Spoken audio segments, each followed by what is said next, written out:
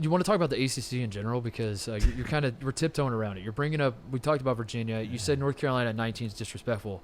I want to give a shout out to one Kenneth Pomeroy, who puts out his preseason rankings. As you said, Ken Pom says his preseason doesn't matter. Doesn't matter. But yet, if it doesn't matter, why do you put it out, Ken? He didn't just say. He said disregard it. He said it. He said don't even read it.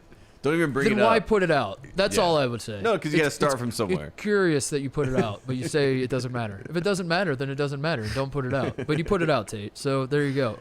We have it right in front of me. I'm looking at Someone it. find that quote where he said And let's see, kenpom.com. Let me scroll down. Yeah, this is disrespectful for real. Hang on. And there it is. At number 40, the North Carolina Tar Heels. In general, it is Rodney Dangerfield at this point. Okay. And I feel like Rodney Dangerfield because I get no respect. And I'm speaking as we, as North Carolina basketball, because at this point, what is happening? Duke got a top 10 ranking. Duke, that's egregious. With Joey Baker. I will say, Duke. Yeah. I'm drinking the Paolo Kool-Aid. I don't know if I'm drinking the Duke top 10 Kool-Aid yet. My goodness. That's just that's Coach K mysticism. That's like an understanding that they think that they could hide him away at 9 too. Because you kind of overlook 9 trying to get to 10. No, I'm going to explain that. Excuse me.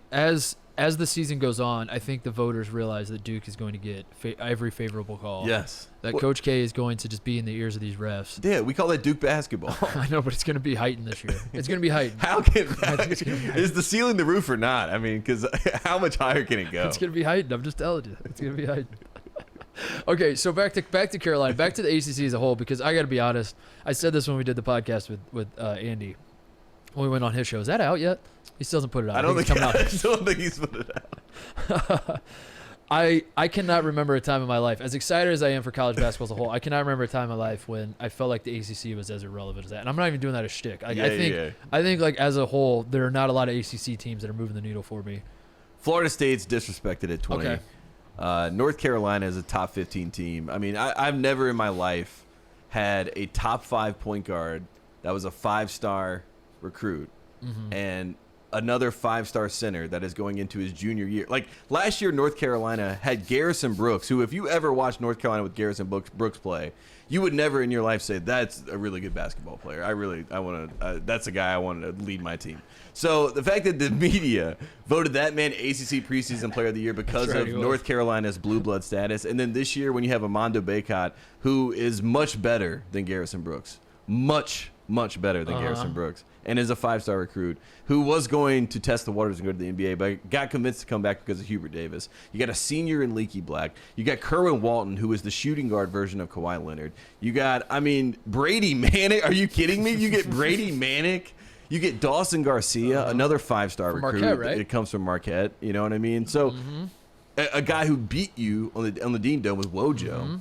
So anyways, I look at North Carolina. I think they have a lot of depth. I think Hubert Davis is getting, a bit disrespected based on what he should be getting as a guy who, is Walter Davis's nephew, who played for the New York Knicks, who is close to Pat Riley and Michael Jordan. Those were his 2 letters of recommendation to get the job. So, I don't know. I'm a little upset about that. Leonard Hamilton should be a top 15 team.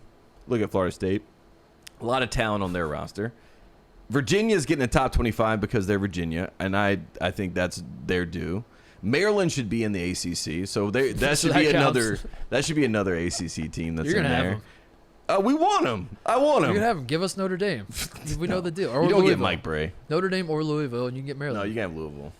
Give us Louisville for Maryland is a trade for everybody. I think that's a win for everybody. I'll take Louisville. You hear that, Mike Rutherford? We'll do that. We'll do that deal. I'll do that deal. I'll do that deal today. Let's sign the papers. Let's get it done. Call Jim Phillips. Let's get it done. Louisville for Maryland, straight up. It's a good deal for everybody. Yeah. I want Maryland back. Because you know what sucks about Duke right now? It's like Duke owns Virginia. So Virginia does no favors. Duke will get their quality wins over them. North Carolina, Caleb Love owns Duke. Virginia owns Carolina. Virginia owns us. Yeah. Yeah.